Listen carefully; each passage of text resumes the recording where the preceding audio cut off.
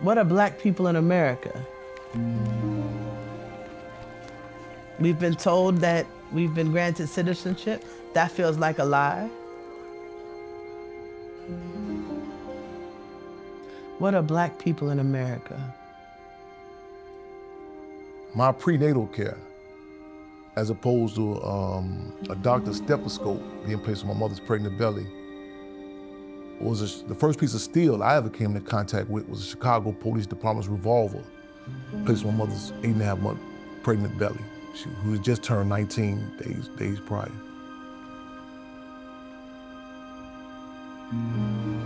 What are Black people in America? I was raised in an environment to tell me that to never trust America. The Black Panther Party was a political organization, but for me, they were family. If you're surprised by what this system is doing to us today, you have no idea what it did to us yesterday. America disappoints, but it doesn't surprise. I'm a victim of America. Oh, it's dangerous right now. It's a mess right now. But the thing is that when things are a mess, is also a moment when anything can happen. Not just anything bad, but anything good too.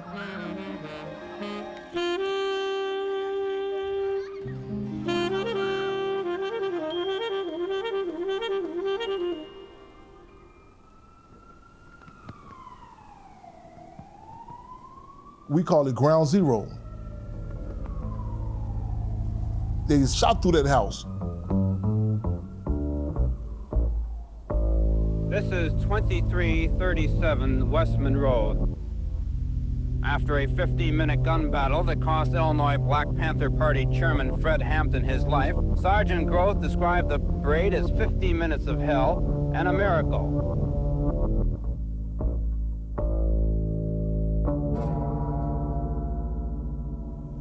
My mother, she was 8.5 months pregnant with me, felt the shells coming through that mattress. Tomorrow it's gonna be exactly 55 years after that. But my father was a revolutionary. He's a freedom fighter. Black people need some peace. White people need some peace. If we are going to have to fight, we're going to have to struggle. We're going to have to struggle relentlessly to bring about some peace. Because the people... Chairman Fred was a Black Panther.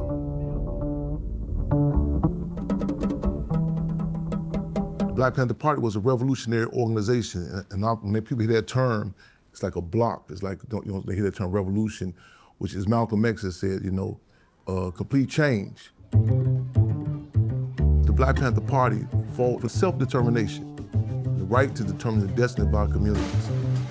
The free breakfast program, free medical centers, free busing programs. Hello. I don't know if y'all know who Chairman Fred Hampton is of the Black Panther Party. You don't know who that is. Fred Hampton. Chairman Fred Hampton, Black Panther Party. Tomorrow, my 55 years. Here you go, brother. It's all love, brother. Right, see you tomorrow, 1 o'clock. Yes, sir. Power to the people. Office in the streets. I work hours 24 hours a day, 7 days a week. Our desk is the alleyways and game. We work for the people. Yeah. The weather's gonna be cold, but the love, the commitment gonna be colder. The commitment from the community gonna be colder. We are fighting for the minds and hearts of the people.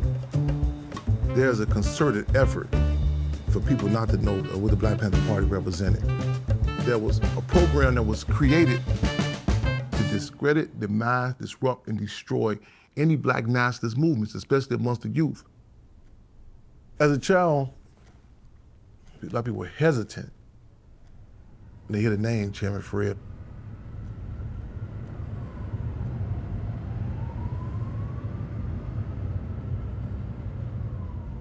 It's intentional that our history and legacies are hijacked and co-opted.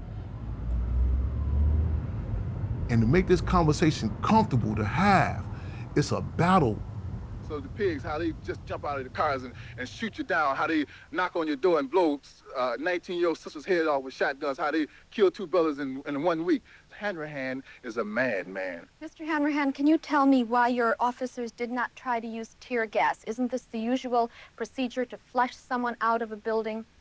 Our officers used the means necessary to effect the search. This is where our chairman had his brains blown out as he lay in his bed, sleeping at 4:30 in the morning. Some people still have this narrative of a freedom fighter, like they want to keep you detached and isolated from the community, like you just rah-rah, just mad for no reason. The person who was in the room, they kept hollering out, "Stop shooting, stop shooting. We have a pregnant woman, a pregnant sister in here." At that time, I was 8.5 to 9 months pregnant. My baby was to be delivered in 2 weeks. Pigs kept on shooting. I just knew we'd be dead, everybody in there. When he looked up, just looked up, he didn't say a word, he didn't move, except for moving his head up. Sometimes I think people romanticize. That's the son of Fred Hampton, you know. It's a blessing and a burden. Growing up, I was never hidden from the truth. There wasn't a situation like, you know, we want to water it down. I always knew that, you know what I'm saying, you stand up, this what they would do to you.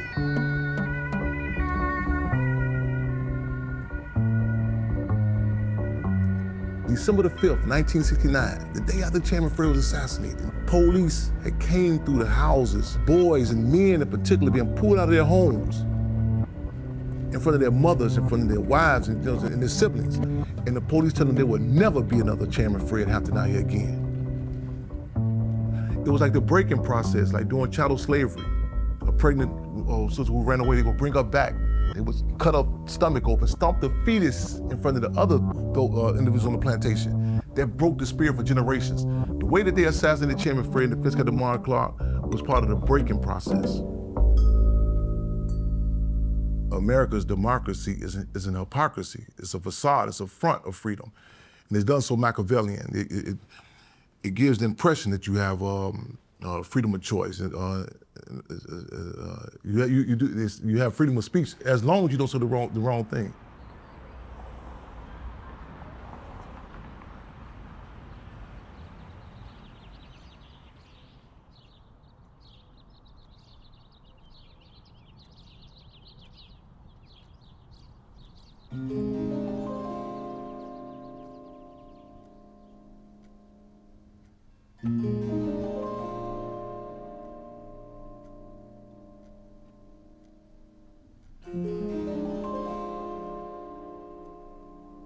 If you were told your whole life you were born for revolution, what do you do with your life when the revolution doesn't come? When I was born in the Black Panther Party. I don't know anything, nothing existed before the Black Panther Party for me.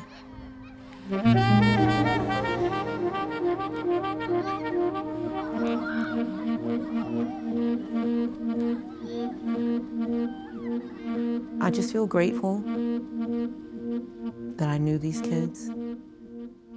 And it's lucky to have people who understand you. I know that sounds weird, but everyone doesn't understand, and some people treat us like a cult. I realize that the Black Panther Party is a political organization, but if you knew anything about us, we're a family, and I feel lucky.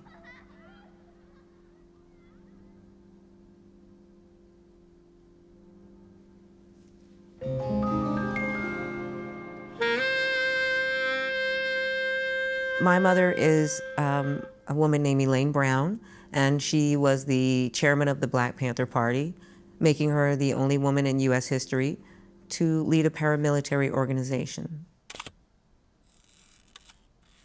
Really, I think the Black Panther Party wanted an egalitarian society where being Black or being female or having a disability or having a fluid gender didn't mean that you wouldn't have the same access that everyone else would have to life, liberty, and the pursuit of happiness. But I also didn't know why the Black Panther Party existed as a child, because I wasn't confronted with sexism or racism or poverty. I never went to bed worrying about food. I never feared someone harming me because I'm Black or female. So the purpose of the party fulfilled itself in my personal life because I didn't have any of the isms.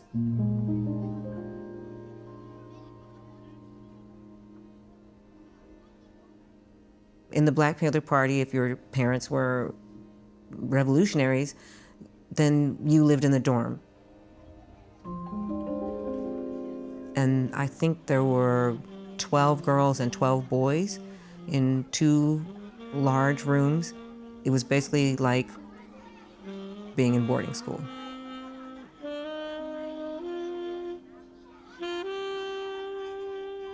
The most difficult part about growing up in the Black Panther Party for me was not living with my mother. If I had a bad dream, I would wake up and it occurred to me that if I lived with my mother, I could go and tell her I had a bad dream. But then I also thought, if I'm to be a revolutionary one day, then I just have to handle it. In the party, they would say you're either part of the problem or part of the solution. So maybe there's not time for a child to have bad dreams.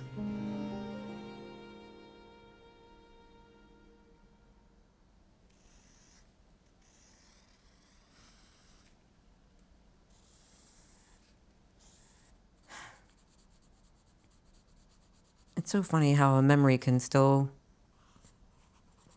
feel so real, but I was a couple of months from turning 8 years old. But this day, my mother just said, yeah, I need you to pack your suitcase and pick out your favorite doll. It didn't click with me that I wouldn't ever come back to Oakland or see my family again. And Oakland to LA is really only 45 minutes. But when you're a child, it was just like, what's happening?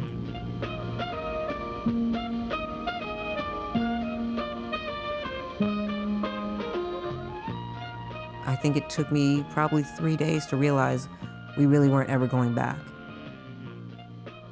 So we went from the Black Panther Party to Malibu in about 3 days. There were 8 people in my class, and I was the only Black.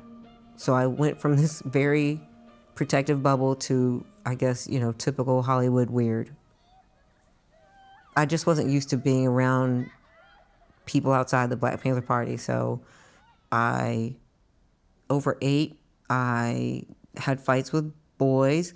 This boy, Reese, called me nigger, and I punched him in the mouth. So a lot of my issues were what I thought was injustice, and that I hadn't been raised to just be okay with it.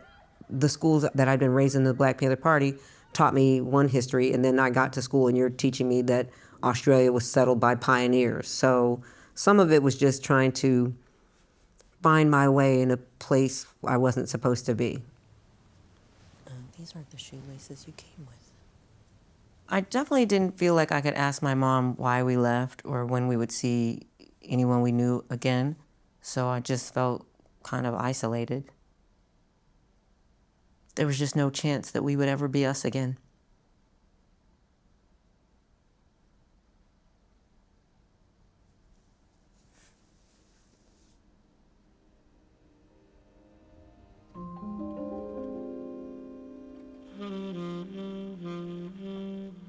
We were raised by people who told us a system was unjust, and then we were thrust into that system.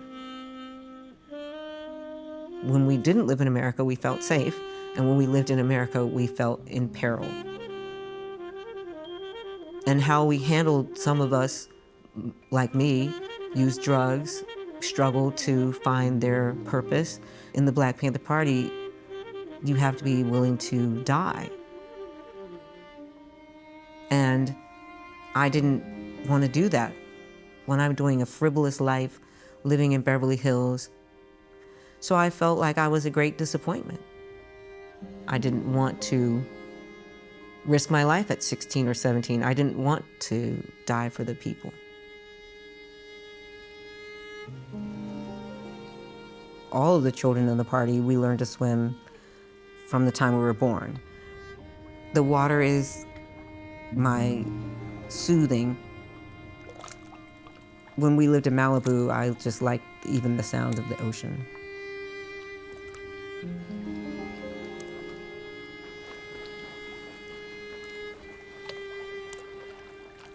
In the water, anyone who can float can fly.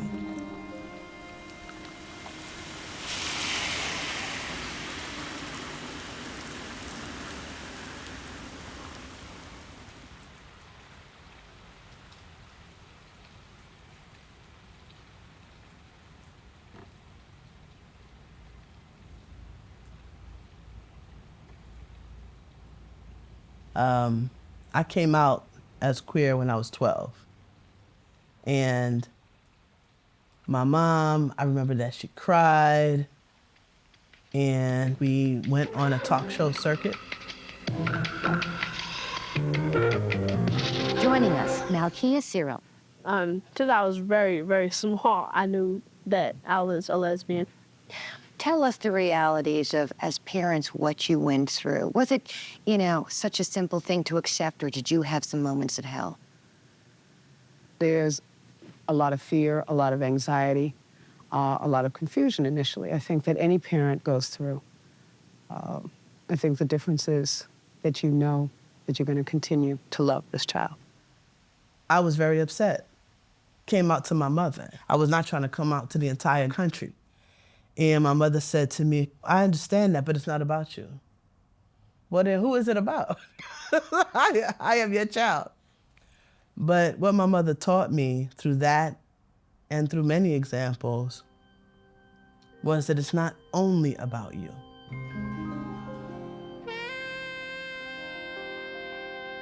It's about all those families who don't understand how to protect their children. You can't have it unless everybody has it. My mother was Janet Cyril. She ran the breakfast program.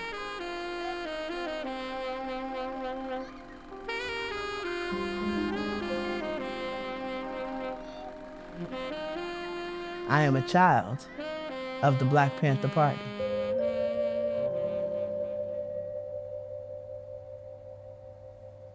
Being a Panther Cub means sometimes that you watched your parent go to jail, that you have lived with a parent who was in prison most of your life.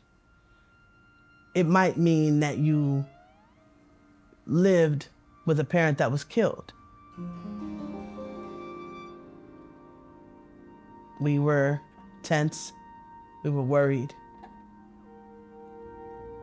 It's a lineage work. It's not something that I do because I want to, it's something I do because I have to.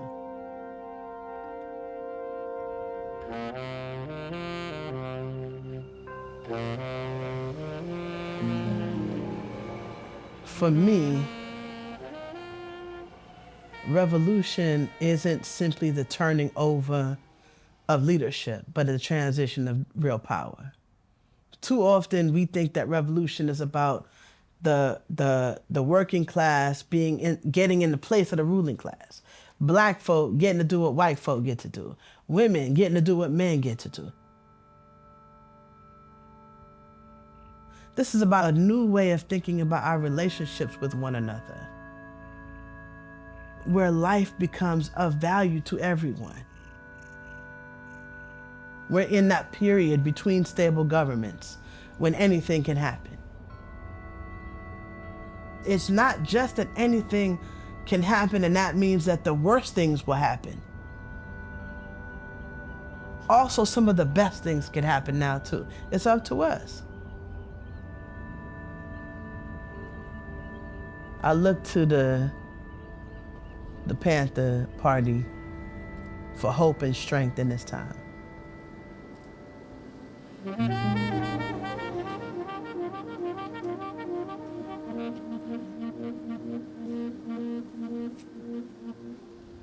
Happy International Revolutionary Day, y'all.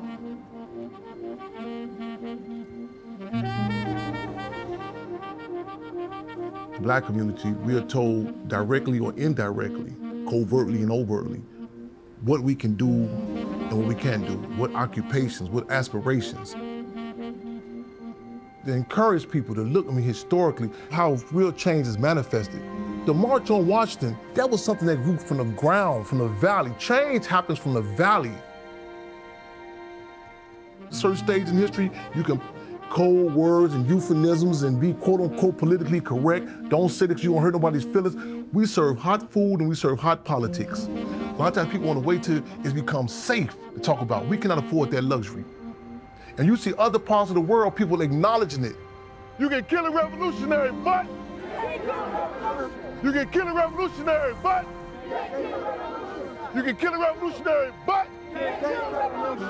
you can kill a revolutionary, but right on, we're making history, taking history, and taping history, y'all. I know people in Chicago have never seen nothing but Democrat and Republican. They have no concept of people standing up and saying, I'm gonna give my life, you know what I'm saying, for the people. When I was in high school, I just wanted to ignore my family history and pretend it didn't exist. And this place I live now is the first time I've ever put any photographs of Black Panthers on my wall. My reverence is an understanding of how young they were to take such daring chances. I think because of the people who raised me, I have a better understanding of what's possible. Being born for revolution means your life belongs to the people. And I want to find the happy medium that I can love Black people and fight against oppression and do my part, however small it is, without a beret or a gun or a microphone. What I had to learn was that the love that I was going to give to the people should also extend to me. And I spent most of my life not thinking I was worthy of being part of the cause. One of the things in the party is we always said, mind, body, and soul. That's what you're supposed to give to the people, and that's everything. When you talk about the love you're gonna pour into the people, remember that you are the people as well.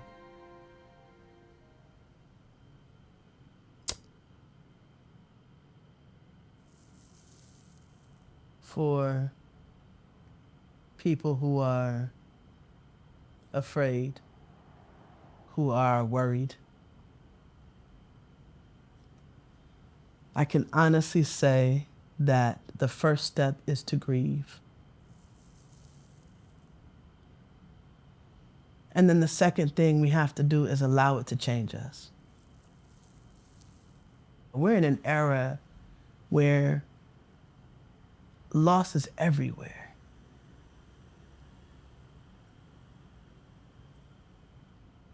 But this is a nation that refuses to grieve.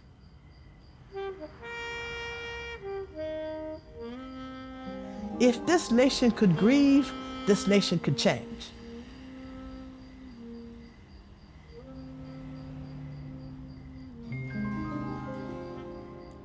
My wife died, and it was, in fact, one of the worst things that has ever happened to me. Because I still thought it was happening to me. I didn't realize it was happening with everybody else. When I was able to grieve in community, it changed everything. There is a reason why the right wing has built an entire cultural strategy on attacking Black history. Because part of grieving is memory.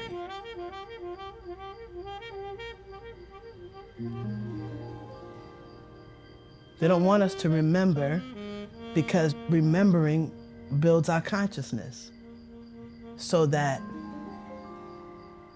it cannot build collectively the power of the people. How will we lead through the earthquakes and the climate disasters? How will we lead through 4 years of a Trump administration? through gun violence, through war, through genocide. How do we lead if we don't know how to grieve?